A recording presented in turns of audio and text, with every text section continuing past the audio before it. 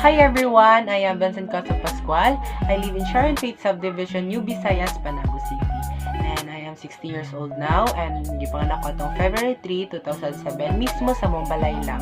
Ang pangalan sa kong mama is si Evelyn C. Pascual, 49 years old. Ug ang pangalan sa kong papa is si Victor C. Pascual, 52 years old.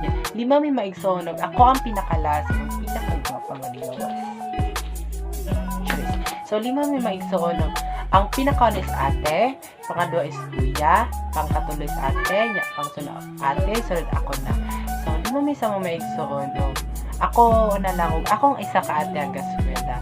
And ako ang dream is kauman og civil engineering soon. But ako nang try akong best na mahuman ana. Ako ang story sa inyo, ako live, ikan sa akong pagkabata, hanggang sa nid ako ko. Katong bata pa ko is, nakita na dyan ako kung sarili niya cake ko. And katong nag-edad kong 3 is, gatong akong Barbie with sa akong mga ate or sa pana. Then, dili ko gawin ng mga boys, especially gatok ng ko girls niya. Kaman kay na ako'y sakit, dili siya sakit nga kanang lala, but kanang sa akong pusod na siya'y pula, niya kumatandog siya is magdugo niya. Napukoy bukol sa una dria, katong elementary pa ko. Then, katong elementary days is, nagdula ko sa akong ate, kami sa akong mga friends. Ug tumbalata, muna ko pinakaganahan, tumbalata. Then, ako ang abal. So, imbis ang lata ang igon, akong mata ang naigo. Akong mata ang naigo.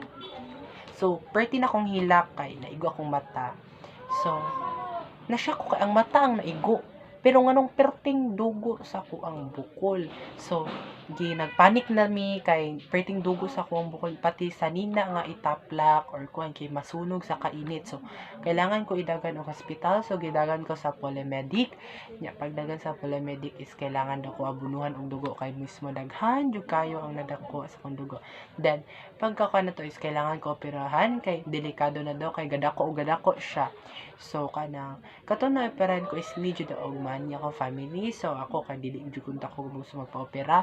Pero, akong family is gina-pursue ko nila-operahan to kay mudako daw to. So, need og dako nga kwarta. So, sa akong family is nangita ang kwarta. Then, hopefully is successful naman ang operation sa akong bukol. Pero karon nabilin is peklat na lang. And, ang daghan kong naagian, like, super happy na pa sad. Kay narakaranas ko bully. Syempre, di na mawala. Daghan po kong friends. Kay, friendly man ko. Daghan po ko kanang mga friends nga. Girls, puro jud. So, dili ko kaingon nga kanang lonely ko. Pero, daghan lang jud kay mga boys nga kanang di kasabot ang gender na to. Love kay na ako consolidate because kay dili kay gay ko ana, but love ko kay buhat ko sa Ginoo na ay purpose dili lang day kani nakaranas po mi og sudang asin like grabe jud kaayo ka kanang ka luoy no like na makaskuan ko sa mga tao nga ganon ani but dili day lalim. Kailangan jud day nimo siya kanang paghandaan, imo jud day siya kanang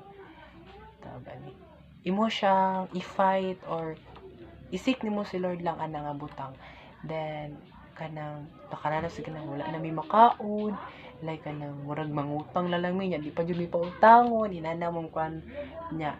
Pero karon, glory to God, never mi nakain-ana na o bless kayo mi kay tungod ni God kini. God will provide everything. So karon is akong ginabuhat na lang is nag-eskwela ko sa North Davao Colleges and I am a grade 11 student STEM. Ako ang kwaon sunod ba is civil engineering. So dili lalim nga ato nga pass, pero karon is gonna try na ko kung self nga katong among nagian is dili na namong magian ro bitaw. So mao lang to ako aron guys, and thank you for watching this biography, and that's all. Thank you. Mwah.